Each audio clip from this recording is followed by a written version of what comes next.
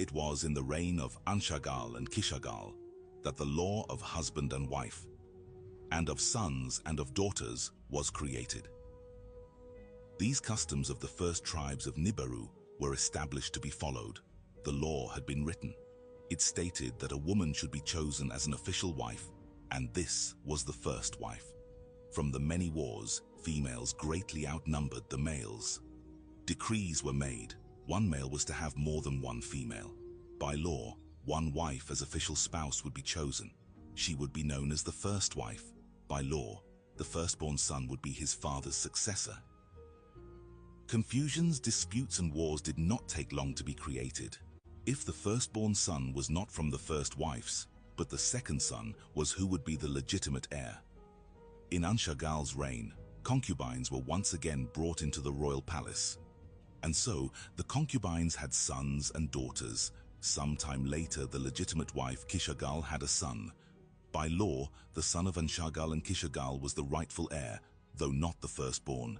Kishagal, his mother, Anshagal's true and lawful wife, shouted angrily, "If according to the laws my son of a firstborn wife is deprived of the succession, do not let the double seed be neglected. Although from different mothers, the king and I are descended from the same father, the king before him. I am the king's half-sister, and from me the king is also half-brother. So my son has the double seed of our father, Anib. Let, in succession, the law of the seed over the law of marriage prevail. Let, in succession, the son of a half-sister, whenever he is born, rise above others in succession." And Anshargal the king decided as Kishagal his wife and half-sister had said. Their son, though not the firstborn, was proclaimed the next king. The law of seed had been adopted for succession, and thus the divergence between lawful wife and concubine had been decided. The new king was given the title of Anshar, the fifth on Nibiru's throne. Anshar took his half-sister named Kishar as his wife, and so, even if Anshar had children by the concubines, the rightful heir would be the son of the king and queen. During his reign, Nibiru's fields reduced their harvests, and much of the food source lost their abundance. From cycle to cycle, from Shah to Shah, the problems grew more and more. In time, sages and scholars had been called to investigate what was happening. Some said it had happened before, and on that time it was happening again. That was Nibiru's destiny, they said. Others concluded that a hole had appeared in the atmosphere, and that volcanoes no longer erupted as before, which made the air more tenuous, and Nibiru's protective shield considerably reduced its level of efficiency. Under these conditions, the sixth king had assumed the throne. Enshar was his name, son of Anshar and Kishar, and his name meant noble master of the Shah. Enshar studied rigorously and looked for an answer in other planets and atmospheres. He gave the planets different names, honoring their ancestors and kings before him.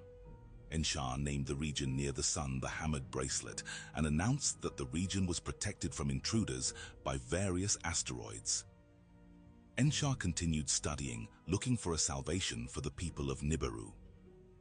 But from Shah to Shah, which is 3,000 Earth years each, the hole grew more and more. The scholars on their councils discussed what to do, but there seemed to be no solution. Someone had pronounced the idea to try artificially stimulate volcanoes to produce new eruptions to resolve the hole in the atmosphere.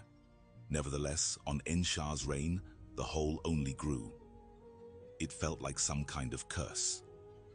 The rains did not occur, the winds blew stronger, and the springs did not emerge. As his first wife, Enshar's half-sister and Queen Ninshar did not bear any children. Then by a concubine of Enshar, a son was born. The firstborn son he was. By Ninshar, first wife and half-sister, a son was not brought forth. By the law of succession, the concubine's son the throne ascended. The seventh to reign he was. Du-Uru was his royal name. In the dwelling place fashioned was its meaning.